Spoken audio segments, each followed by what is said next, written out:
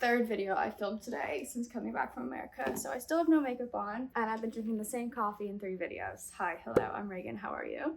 I am tired, but welcome back to my channel. We talk about fantasy, romance, and indie fantasy here on Ragan's Reads. So grab a coffee and let's talk about all of the books that I have brought back with me from America. So like, if you don't know, I live in England and my home was in Illinois, but my parents have said that by the time I'm 30, all of my shit needs to be out of their house, which is difficult for me because I live across the Atlantic Ocean. So every time I go to America, I bring back more and more of my stuff. And this time I brought back another suitcase of books. I do have my original like moving to England with my books video still up on my channel from 2020. I will link that for you up above and in the cards down below. But this is what I brought back with me. These are all some of my most absolute favorites, plus some books that I'd like to give a try that have been sitting on my shelf, you know, for like 6 years back home. So let's go through them.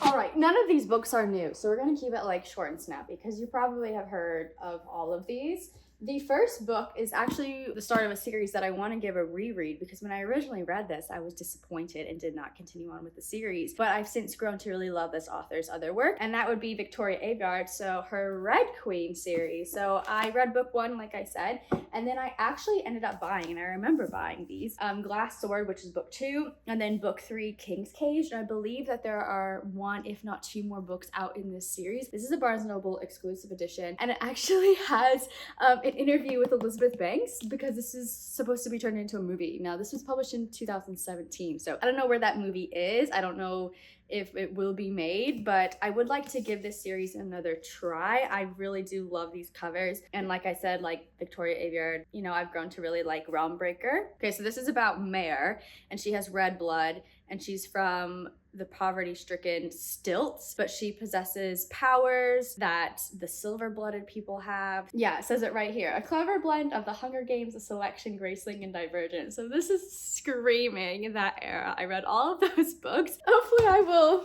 like that. If not, then I guess I'll have to leave my shelf. I don't know where all these books are gonna go. I just posted a bookshelf reorganization and tour video, and I have no more room left on my shelf, so unsure. But the next books that I had to bring back with me, I read these when they first came out, which was in 2020, possibly. Oh no, the first one was published in 2018. So the second book must have been published soon after that because I read it. It was the first book that I read in 2020. Yeah. It was. I can't believe it's been 3 years since this book came out, and that would be The Bridge Kingdom and The Traitor Queen, both by Daniel Jensen. These are the Bay Crate limited editions. Bay Crate doesn't exist anymore, but it was by Fae Crate. It was like their adult book subscription, and nice covers. They have pretty art. This is the island. I don't really love the artwork on the outside, but I do love these books, and the first one has our couple. So this is an enemies to lovers romance, fantasy romance. If you don't know, it takes place on an island called the Bridge Kingdom. And basically this princess is sent to marry this man and kill him, but they end up falling in love. So they are actually enemies to lovers. I've since wanted to move on to the Inadequate Heir, which is like her spin-off series. So I will get to that, but I do love these books if you haven't read them. They've become really popular in the last year online. The next ones, you know, had to bring them back, okay? Because these are my American editions of Caraval, Legendary Barnes & Noble exclusive edition, and Finale, which is a signed copy. So we're gonna add these to my Stephanie Garber collection. These are the first ones that I ever owned. And then last, oh no, these are not last but not least, I've got more. Next up, I have my original A Court of Thorns and Roses books. I'm holding this very awkwardly. Here they are. I remember when they did the series rebrand a few years ago, and I hated the new covers. I was obsessed with these old ones, and I still do love them, but I also have a soft spot for the new covers now. I believe that these two are both first editions. I read the first two after they had came out, and then quickly became obsessed. And you know, Sarah J. Maas is my queen. I did grab a few more just because there was a little bit of space left in the suitcase. And the first one I grabbed is The Book Thief by Marcus Zuzak. Everyone loves this book. Everyone says it's their favorite. And you know what? I've owned it. I remember buying this anniversary edition. I remember buying it at Barnes & Noble and thinking like, I have to read this book because it's so popular. I never did.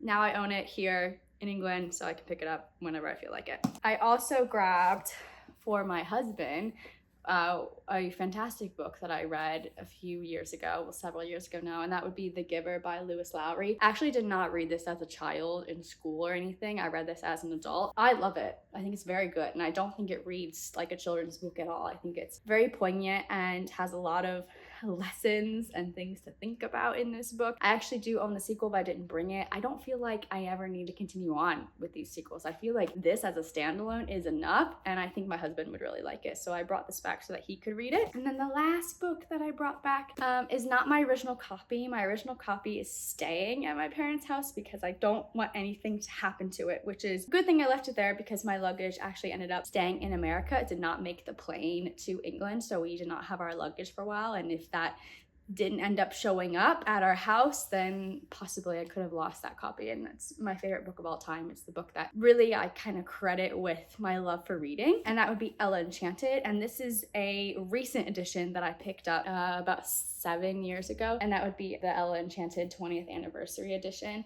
So again, it's not the original cover, but I would like to reread this story. I read that first edition so many times. Like anytime I was feeling sad, anytime that I just wanted, I don't know, anything to escape as a child or just like, I don't know, be filled with magic, I would read Ella Enchanted. So I brought this back with me so I can read it. And that's that. That's my little haul. Oh, actually, before you go, should we unbox the Fairyloot box that came while I was in America? This is the May YA book box. I already unboxed it. We're just gonna talk about what's in it. I unboxed it last night while I was super jet lagged. So you probably have seen this around. There you go. This is all the little stuff. And the book that came is one that I really wanted to pick up anyway, which is Divine Rivals by Rebecca Ross. I don't love the black and white. I don't love the black and white. I like the original cover. I'll pop it up on the screen. But I do like all the sparkly gold, and I really like the letters. This is serving Harry Potter vibes here. Then we have, this is like a whole Greek mythology inspired book. Or like book box. I like this letter. Okay, bookmark. Very pretty inside cover art. Sparkly gold, looks a little bit like the Atlas Paradox with the gold on white. And then the back here. Oh, I think it's the same art. Is it the same art? Yeah, it is. It's just flip-flop. It is signed, and I'm hoping I'll like this because it reminds me of Lovely War, which I really, really like. But this is following 2 rivals, 2 stories, 2 hearts, 1 fate. I like this description by Shelby Marin. Rich and romantic, if stories had sense, this one would smell like a mug of black tea, the ink ribbons of a typewriter, and that addictive spice called enemies to lovers. I think it's really sweet. I believe that this is about obviously 2 pen pals that like don't realize that they're writing to each other, and it takes place what looks like 1940s possibly in the real world, but there are wars going on between gods. So there's that magical realism aspect that is always very hit or miss for me, but I have a good feeling about this book. And then what else came in this box? I like this. I actually like this tote bag a lot. It's a Greek mythology tote bag that has the Odyssey, Circe, the Song of Achilles, Lore Olympus, Electra, what's that? Prometheus Bound. Oh, the Star Touch Queen. I love that one. I didn't expect that one. Lore, Percy Jackson, the Iliad, Ariadne. Oh, Lovely War by Julie Berry that I just mentioned. Plato, Never Look Back. Very cute. I like this. Christian did not like this. He said, please don't leave the house in that. But you know what? A book girl's gotta represent, you know? Also have this like basket that says Ad Asteria per Aspera. Someone look that up and tell me what it means. And then the last little bits in here, we have this wooden postcard from Olympus, serving Percy Jackson vibes. We have 2 cards that I believe go with this book. And then we have Valkyrie helmet pin. So I mean, the Valkyrie is a classic mythology I don't know, they're classic mythology people, like women warriors, but this reminds me obviously of Nesta from A Court of Silver Flames. And then anything else? Just like the card. So yeah, very happy to come home to this. I'm excited to try it. Anyway, that's all I have for you today. Let me know what you think I should do in regards to all these books, because I have a lot. And I still have that closet over there that I put all the books that are not on my shelf anymore. I am seriously considering the book cart option. I just don't know where I'd put it. And I don't know that my husband would like having another piece of furniture in our small flat. Ugh. I could put some shelves on the wall in our bedroom, but I do kind of really like the fact that our bedroom is very plain and minimal. We have just like our bed, the walls are white, we have a few pictures hanging up, and we have 2 small side tables and like nothing else. So it's very calming to me when I go in there. And then when I come out here, it's just like I'm bombarded with color and everything that we love. So I have 2 separate spaces, and I don't really know that I want to inject more books into my calm space, but we'll have to seriously consider what to do, you know? Anyway, I have a meeting to get to, so I will talk to you later. I love you lots. Let me know in the comments down below what you're currently reading, and if you made it to the end of this video, let's drop a lightning bolt emoji for this book, and I'll see you soon. Bye.